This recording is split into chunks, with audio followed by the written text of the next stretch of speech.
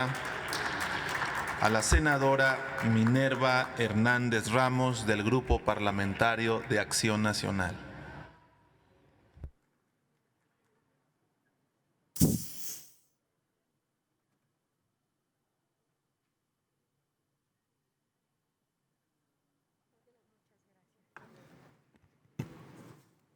Con su venia, senador presidente.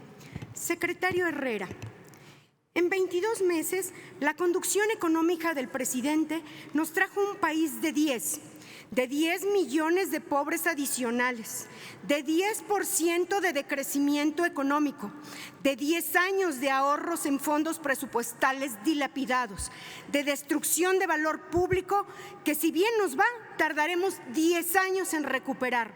Qué bueno que por fin llegó la transformación del país.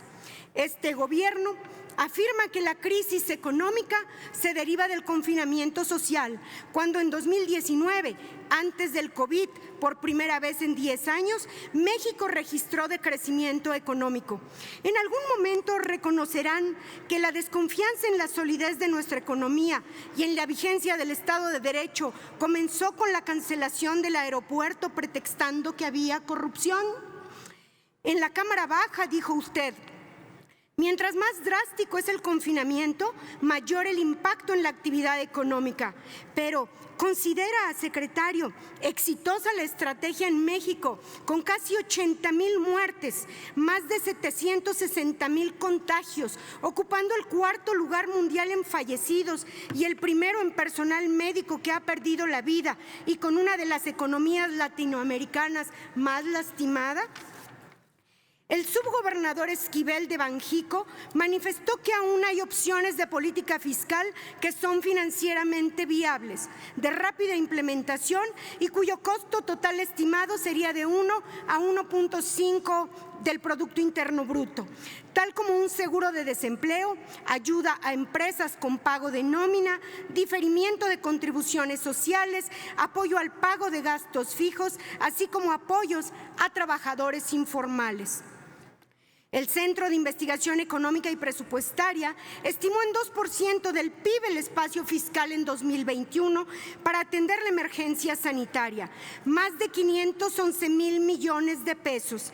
Le pregunto, secretario, ¿hay o no hay viabilidad financiera para un ingreso básico universal? ¿Puede o no el Gobierno de México otorgar mayores apoyos a la población distintos de los programas sociales? Hay que decirlo de frente. Hay ya mucho más pobres, serán más de la mitad de toda nuestra población. Estamos hablando de personas que antes tenían un empleo o fuente de ingreso con la que ahora ya no cuentan. Por eso es que no son beneficiarios de ningún programa social. Y contrario a lo que dicen el presidente o usted mismo, secretario, los programas sociales ni siquiera los tienen considerados, son insuficientes para atenderlos. Y ya la Coneval señaló que más del 64% de los programas sociales prioritarios presentan severas fallas, no tienen reglas, además de las evidentes fallas en su aplicación y sus resultados. La gente de clase media se vuelve pobre y los pobres se vuelven aún más pobres, pero este gobierno no le quita un solo peso a la refinería, ni al tren, ni al aeropuerto, ni siquiera al béisbol, y eso es, señor secretario, un insulto al pueblo de México. Usted habló, secretario, de la necesidad de reflexionar sobre la estructura tributaria para que nuestro país tenga menores desigualdades entre lugares y regiones, y ese ha sido el reclamo legítimo que Acción Nacional ha vertido en esta soberanía. Requerimos avanzar en la construcción de un nuevo pacto fiscal. No se nieguen a revisar la coordinación en la recaudación de ingresos y la distribución de esos recursos para atender necesidades de la población. Hay que convocar a una convención nacional hacendaria. Es voluntad del pueblo mexicano constituirse en una república compuesta por estados libres y soberanos, pero en los hechos el presidente muestra un claro afán centralista al querer controlar desde la silla presidencial a las entidades federativas y al doblegar a los gobernadores por la vía del financiamiento presupuestal. Hoy la Federación abandona y desprecia a los gobiernos subnacionales, a los municipios, a las comunidades. Así lo evidencia la caída en participaciones, la escasa inversión en proyectos de infraestructura carretera, de salud, de seguridad, de educación y los recortes en las delegaciones federales.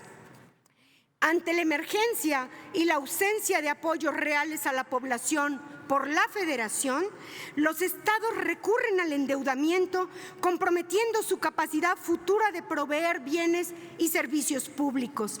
La intención de concentración de poder de López Obrador puso a los estados entre la espada y la pared, entre atender la emergencia sanitaria o comprometer su capacidad financiera para atender demandas futuras de gasto.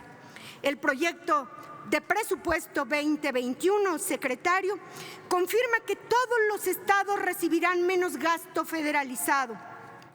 La reducción de la recaudación federal participable restringirá el presupuesto de los gobiernos estatales y reforzará el control político de la Federación a través del presupuesto. Senadora, por favor. Termino en un momento, Presidenta. No podemos llamar a esto república. Es impostergable la revisión del Sistema Nacional de las Haciendas Públicas para dar mayor eficiencia al uso de los recursos. Desde Acción Nacional llamamos a la construcción de un nuevo pacto federal, a convocar urgentemente a una Convención Nacional Hacendaria que permita que cada una de las regiones de México pueda desarrollarse mejor. México no es el país de un solo hombre ni de un solo proyecto de nación. México es la conjunción de su población y de sus instituciones de gobierno, locales y federales. En Acción Nacional nos oponemos al centralismo financiero que plantea este gobierno en su paquete económico 2021 y reiteramos nuestra firme convicción por un federalismo subsidiario, responsable y solidario que sea capaz de incorporar Concluya, a todos los senadora. mexicanos al progreso nacional. Es cuanto, senador presidente, secretario. Se le